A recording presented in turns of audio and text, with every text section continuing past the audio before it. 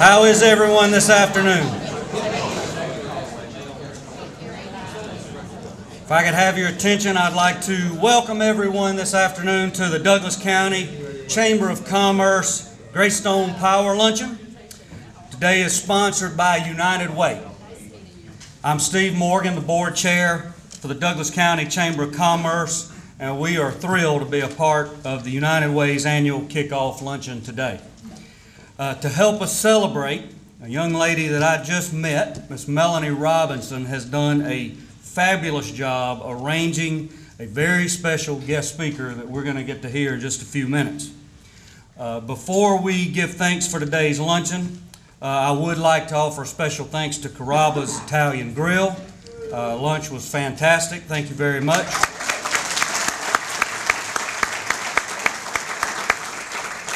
And if Max Kaler with First United Methodist Church would come up and bless the food, and lead us in the invitation, or pledge.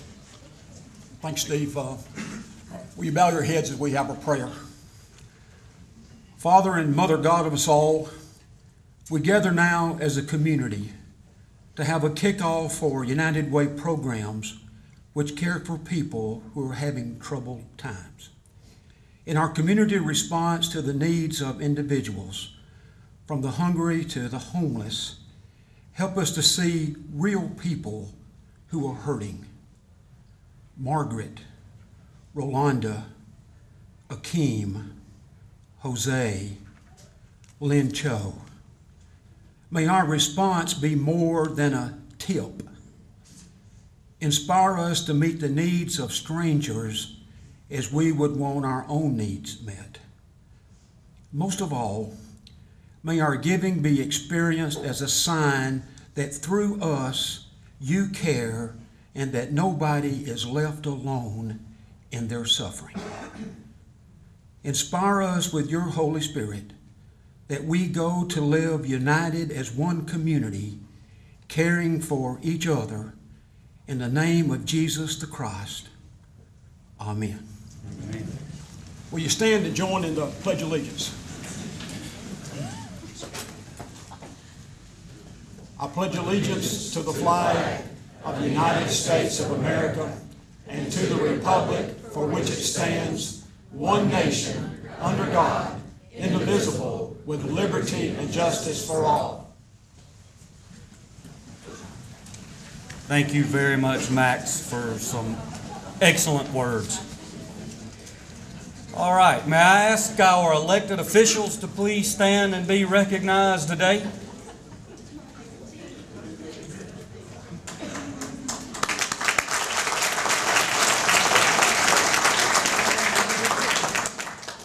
Will our board members stand and introduce yourselves, please? Start over here with Lori. Lori Belmore, Atlantis Finance Catering. Wayne Glover, Greystone Power Corporation.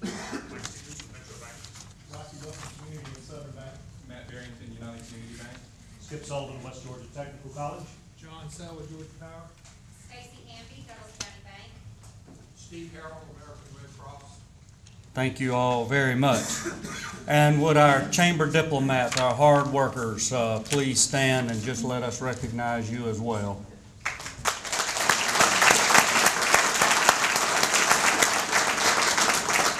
Thank you very much for all you do, and we'll be thanking you even more after all the hard work you do this afternoon and in the morning for the golf tournament. At this time, it is my pleasure to introduce Mr. Gary Miller, Greystone Power. Gary is the United Way campaign chair, and he is also president and CEO of Greystone Power. Ladies and gentlemen, Mr. Gary Miller.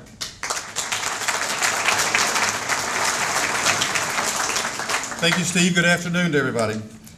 Thank you all for being here today to celebrate with us the 2011 campaign kickoff for the United Way here in Douglas County. As Steve mentioned, I am the campaign chair now for the second year, and I am excited about this year's campaign and look forward to the support that you can give us this year. I want to recognize some of the United Way staff that are here with us, and Steve had mentioned Melanie Robinson, the lead development officer. Melanie, if you'd stand. Melody's done a tremendous job for us here in Douglas County. Catherine Owens, the Regional Director.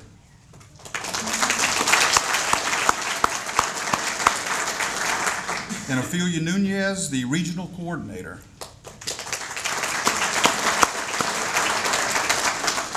I'd also like to recognize the United Way staff members that traveled from downtown Atlanta to be with us today. Would the rest of you stand, please?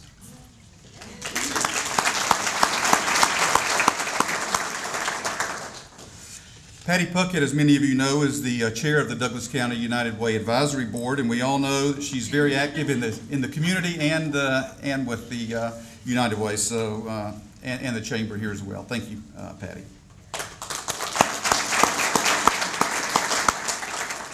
Will all of the United Way Advisory Board members please stand so we can recognize you as well.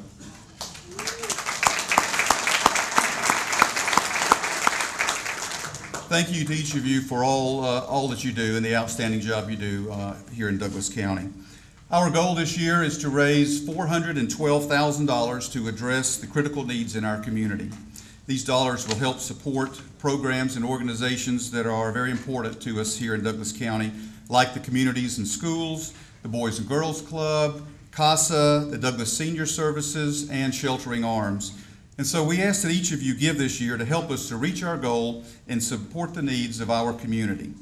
And if your company already supports United Way by having a campaign workplace drive, then let me say thank you very much for that. And if you don't currently run a campaign at your workplace, I would ask that you join us this year to help ensure that we create a community where all the Douglas County residents can thrive. The more support we have, quite obviously, the more that we can do with United Way.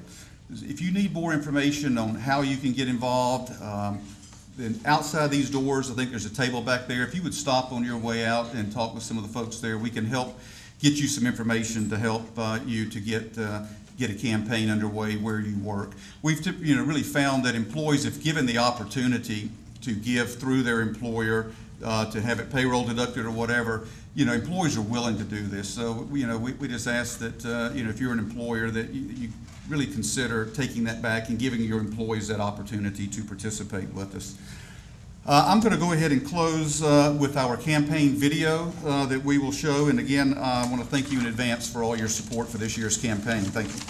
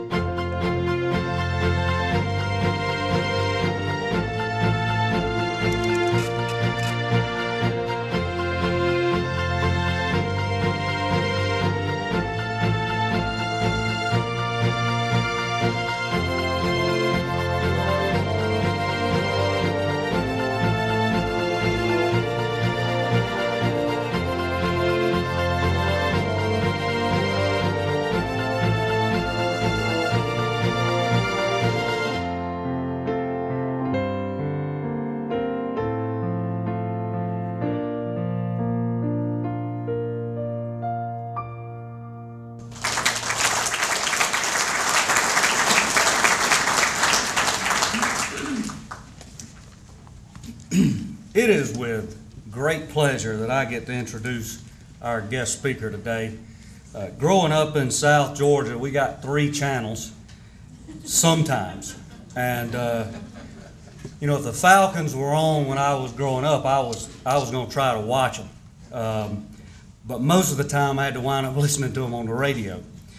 But this fella was one of the first players that I really got introduced to as a young boy growing up, with Steve Bartkowski and some of the other greats, and just tickles me to death to be able to introduce him to the stand. Buddy Curry attended the University of North Carolina, was a 4-year football letterman and an ACC All-Conference performer at linebacker. He joined the Atlanta Falcons in 1980 and was named NFL Defensive Player or Rookie of the Year. Became a team captain and spent 8 years with the Atlanta Falcons. And he was a 2-time Pro Bowler. Following his professional career on the field, Mr. Curry has spent the majority of his career in sports and related fields, helping provide children the opportunity to learn football skills and develop character while interacting with many of their favorite professional ball players. He is co-founder of Kids and Pros Incorporated, an organization that is dedicated to building character and skills through athletics. He enjoys coaching and mentoring youth and is an active event speaker.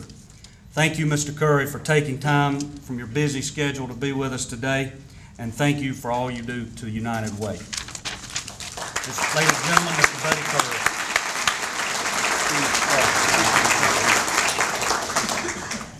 Well, I'm kind of embarrassed when he said he was a little boy when I was playing. That was a little hard. 20, okay. How to open something like this? I guess when the defensive coordinator left Georgia a year or 2 ago, and I started getting calls saying, Buddy, why don't you apply for the defensive coordinator position? I said, I don't think they're ready for me. Because when you're a linebacker, you got this look in your eye. You know what I'm saying? And you just don't think like most people think. You just, and if you ever look at films about Mike Singletary and some of the greats, you'll see that wide-eyed. I don't know where I'm at right now, But it was a true pleasure to be able to play in the NFL and an opportunity to address you guys today. Melanie did a wonderful job helping me prepare the speech. As I talk through, if I make a mistake, it's not my fault, Melanie. But I want to take you back. I want to take you back to 1980, but I want to take you back a little further. I want to take you back to Danville, Virginia. Growing up, starting football at 7 years old. Going out on the football field, I got to tell you that you heard my introduction, but I lied and said I was 8 when I was really 7, so I could play football. Sorry, I did that, and that's the only lie I've ever told him. But going out on the field, and my dad was a coach, and he wanted to make me a quarterback because he was a 4-sport high school All-American. So he said, Buddy, this is how you get under the center. You get your hands like this, and you got to put it up under. I didn't like putting my hand up under there. I wouldn't. And so I started going down, set. He said, Buddy, you got to be balanced with your feet. You got to put your hand. You got to be comfortable. I went down. So he said, get on the other side of the line of scrimmage. So I was a linebacker. I played linebacker for 22 years, from ages 7 to 29. 22. That's the only position on defense I ever played. And but growing up in Danville, Virginia, small town, it's right on the border of North Carolina. Never thought about going to college, never thought about playing college. I knew I wanted to go to college, and definitely didn't think about playing pro. I enjoyed just competing, and just competing in this day and time is a lost art. I enjoyed going out and playing basketball. I enjoyed anything to do outside playing in sports. I don't even know how to spell that these days, but it's what I enjoy. It's what I enjoy doing. And so when it came time for me to graduate high school and pick a college, I chose the University of North Carolina. And University of North Carolina was about 60 miles from my hometown, and I got a chance to watch the UNC basketball team. Notice that I didn't say football, I said basketball team. And I saw Phil Ford and Walter Davis, Steve, unbelievable guys playing. But I also had a chance to play with some really good football players. And when we talk about the difference between ACC and SEC, I played in the ACC, and it's 55 to 60,000, 65,000 people. SEC football, you're talking 90,000 plus. My son played at Auburn last year. I got a chance to see Cam Newton play 8 times. It's unbelievable how big SEC football is. It's bigger than professional football. But the kids are a lot different too than what you see in ACC and some of the conferences. But that being said, I went to North Carolina. I played 4 years, had a chance to start.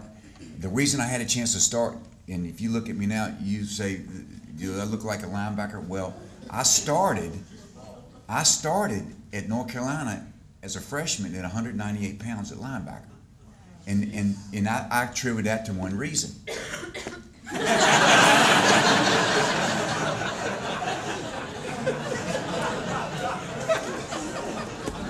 Enough said. I'm going to take you back to a flashback.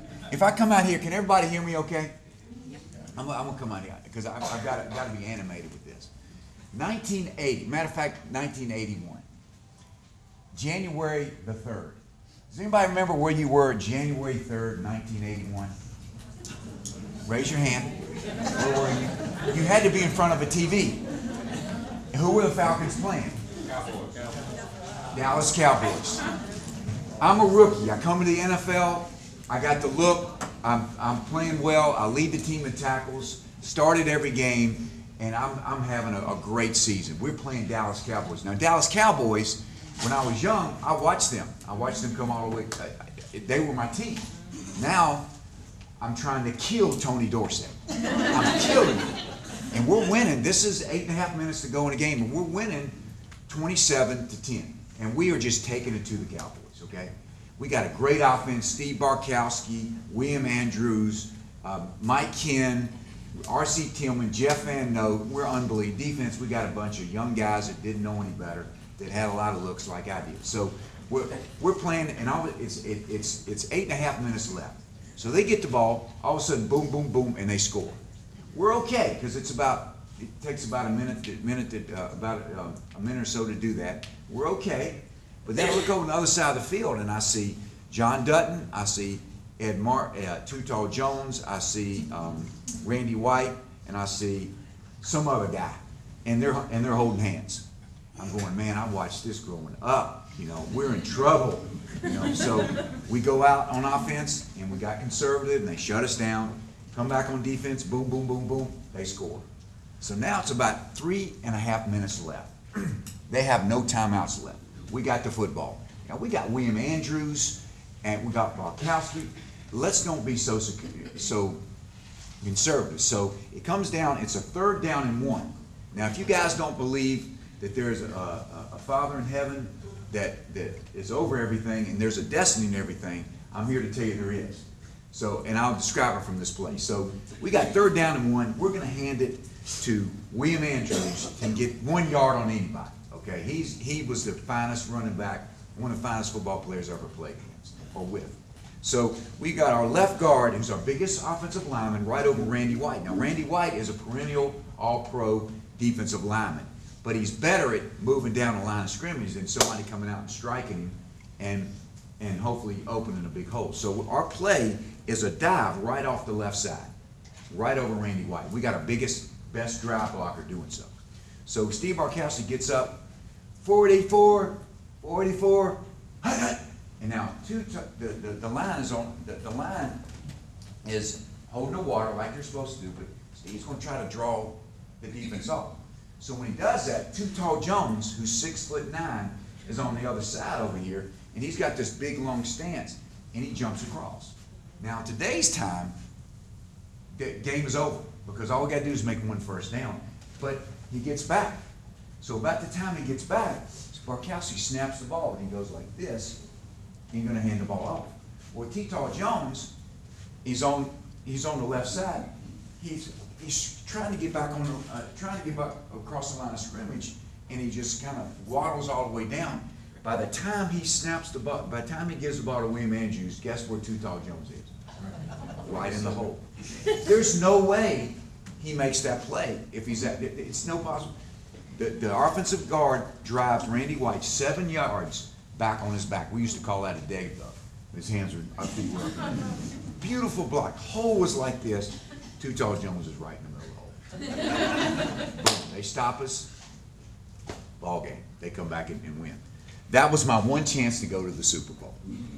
But I wanted to kind of give you that memory, and I don't see too many tears.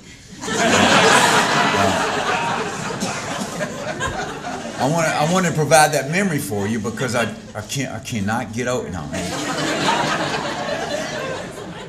So you take that, you take a guy that played 8 years, played 22 years of football, and what in the world do you do after you finish playing? You know, what do you do? Well, my evolution is that I got my college degree in 4 years. I wasn't the greatest student, but I did what I had to do.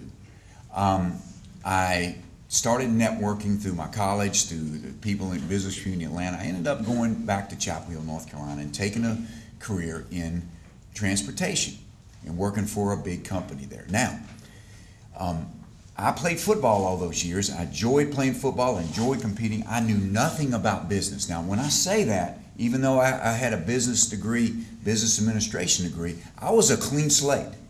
Now, I want you guys to think about this. These athletes that are coming out, that have come out and are coming out today. It's a tremendous challenge to transition from your sport to real life because it's not reality. What you see on SEC, ACC, professional football, it's not reality. There are a lot of things that transition I'll tell you about, but it's not reality. You have no idea what the real world's like. But the thing about it is these athletes, they want to know. They want to be successful at whatever they put their hands to, but they have no experience. So I got up to Chapel Hill, North Carolina, back where I went to school. They put me in charge of $30 million of business. Now, I was a captain of my high school football team. I was a captain of the college football team. I was a captain of Falcons a few years. You know, I was in 7 people's weddings. I was the best guy. Now, I'm coming in and I'm managing people that they're jealous now because they gave me this position because I was this big leader. I had no idea. I went through 9 years of the worst experience of my life. When I say 9 years, most of you guys wouldn't stay that long. But again, I know no different. I know no different. So I stayed and I persevered. And I learned about corporate culture and I learned about business the hard way. And so when it was time for me to leave, and it was time for me to leave, we went on and I'll tell you about what I'm doing now. But when you talk about the statistics of NFL players, when they transition from their sport to life, you may have heard the statistics, but you're talking between 65 and 80% of the NFL players within 2 years of exiting the league are both divorced and $225,000 in debt. Isn't that a staggering figure? Now, here's what I've learned since then, and this is what I've devoted my life to, is that I've learned that the things I learned in playing sports transition to life. So, perseverance, never quitting, executing a game plan, hard work, having a good attitude, all the things that I learned to help make me successful in the field, I've learned how to do that in life. And I've learned how to overcome situations, which is what all of our goals really are, is to overcome ourselves so that we can help other people. But I've dedicated my life to teaching kids this, and hopefully teaching coaches to teach kids this. And so what we do at Kids and Pros is we are a nonprofit company that goes all over the Southeast to provide one-week camps or one-day clinics for different communities. And we have kids ages 7 through 13. We get the community together to back them, and we provide these events. And we use NFL players in the communities so that they can come and get involved, and they can mentor, and they can help the coaches and kids. And I can tell you, it is just one of the most rewarding things that we can do. And it's all kind of using my background of sports and business. But there are things that help people, make people successful, and make communities successful. When I look at Live United, I'm sorry, I'm a football player. I think of teamwork, okay? Live United is really a teamwork. It's really about teamwork. And it's really about the community coming together to thrive and grow and provide hand-up opportunities for those that are less fortunate, which is what we talk with, the homeless, the people that are out of work. Now, we're all at various stages of life. But as I looked at this, I think there's really two key principles that guide prosperity and also community. And I'll talk about the first one. Life is a team game. We don't want to really hear this or understand this, but life is a team game. Here's what that means. We were all created differently, but we are all created to have a need for relationship. And the toughest relationship, of course, is a relationship with our spouses and the people that are closest to us. Then it's our workplace, but it really, when you think about this, it's the people that I spend the most time with are the people that I have the hardest time with. Now, why is that? Well, that person does this, that person done that, that person got a bad attitude. No, you know what? Here's the problem. One thing we learned playing in sports is that anytime you point the finger, which we all do, don't you guys love being? Do you have kids? Anybody got kids that playing youth sports? Please raise your hand. Okay, I'm going to point at you guys, because what you do in youth sports is when your kids are practicing or playing, you get your little lawn chairs. You guys do that, and you sit out in your lawn chairs, and you're watching practice. And in every little thing that happens, you go, you know, that coach is so smart. They do such a great job with my kid. You know, I'm just so glad that he's with this team, and he's having such a great time. And it's just changing my son or daughter's life. No, that's not the way. The way it works is we have our little Monday morning quarterback little thing. You know, we are armchair quarterbacks. That coach doesn't know what he's doing. Look at him. He's an idiot. Look. When I coached football, I wanted the parents not to be there. Okay, just give me the kids. Just give me the kids and let the parents. Because you know the worst time for a kid. The worst time for a kid. I'll throw this out there. Getting dressed in the morning. He's got a game at 12 o'clock. Getting dressed in the morning, riding to the game. You got a little tailgate before the game. This is Georgia youth football. You got chicken and everything before the game. Playing the game. After the game, you got the little speech where they win or lose, and then riding home, and then taking your stuff off, and hopefully showering. My kids didn't shower, but you're supposed to shower. What do you think is the worst time for the kid? Riding. Man, you guys know the answer. You guys cheat on me. Yes, it's riding home. Because my son just made 15 tackles. He scored 2 touchdowns, but you know what? He dropped an interception, and he missed the tackle. And I feel that it's my role. I got to tell it. That's my responsibility. So he's coming after the game. Hey, Dad. Oh, son, that is a great game. Come on, let's get in the car. And by the time he gets home, he's like this. You know. That's what we do. Isn't that what we do in life? We beat up the people that are closest to us. We like to think that we have a good attitude around people outside of our home, but the longer we're with them, the more they see that we really don't have a good attitude. But everything should be inversed in our life. Inversed. Is that a word? Inversed. In that we should treat our family with the utmost respect and have the most energy for our family versus the people out there, because relationships are so important. So life is a team game. And cultivating relationships within our families and communities strengthens all of us. People really don't care what you know until they know that you care. And in business and in life, things get done through relationships. So can we strengthen our relationships with our families and our communities so that we can strengthen our communities and we can give to those that are less fortunate? Secondly, change happens this way. It doesn't happen because our president or because our mayor does some big program.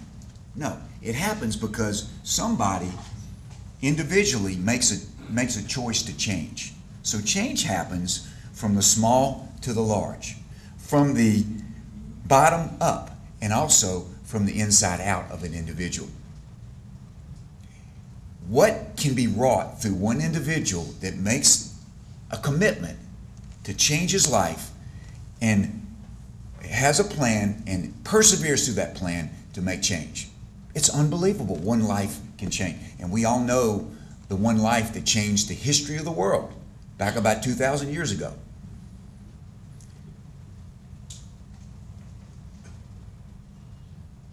We all need to take a look in the mirror, and we all need to think about how we change, how we can change to help those around us. But it only starts with us. We don't want to deal with that, most of us. One thing I learned in sports is that every night when I go to bed, I've got to look at myself in the mirror. I try to look like this, but I look at myself in the mirror, and that, did I do the best I could today? I got three principles. One, did I have a good attitude? Did I smile? Did I help make people smile around me? Two, did I give it all that I got? That's probably my biggest asset, but it's also my biggest challenge, because I go full speed at everything. Everything. And then thirdly, did I get better today? Did I learn something? Well, I've got to answer that question, that person in the mirror. Now, if that person doesn't hold me accountable in the mirror, I have a wife that loves to hold me accountable. No problem at all. And that's one of the biggest gifts I have, is I have a wife that will tell me anytime, anywhere, anyhow, but she's going to tell me what she thinks. It's wonderful. One of our biggest responsibilities as a community leader, and we all are, is to provide hand-up opportunities to those less fortunate. Some of us have time, some of us have resources, but are we really going to care enough to contribute? One thing we learn in sports, if it's going to be up to me. Remember, there are three types of teams. The first type is that these teams, or these individuals that make up teams, make things happen. They make things happen. Secondly, there are teams and individuals that watch things happen. And then thirdly, there are teams that ask themselves, what in the world just happened? What are we? There's great opportunities and great needs out here, ladies and gentlemen. There's opportunities to help those less fortunate. In our particular business, we scholarship 60% of the kids. I go into the communities and I go and say, hey, help me. I need it, business community. We need it. We need to get these kids there, because I got such and such an NFL player that's going to help change his kid's life, because he's going to put his heart and soul into this kid. Well, you think about the different United Way agencies, which we partner with several of them, providing transportation. They do everything to get their kids there at our particular campus. Just a great opportunity. Guys, support United Way. Support your community. What a blessing to be with you. God bless everybody, and hope you have a good day. Thank you.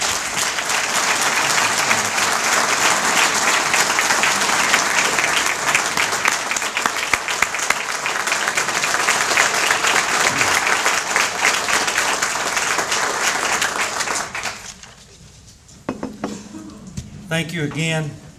Mr. Curry, for coming and speaking with us today. That was fantastic. Thank you all for attending. Remember, tomorrow is the golf tournament, big day. Pray for the rain to just hold off a little while, but not just go away completely, because we need it. And I hope you have a safe and prosperous rest of the day. Thank you.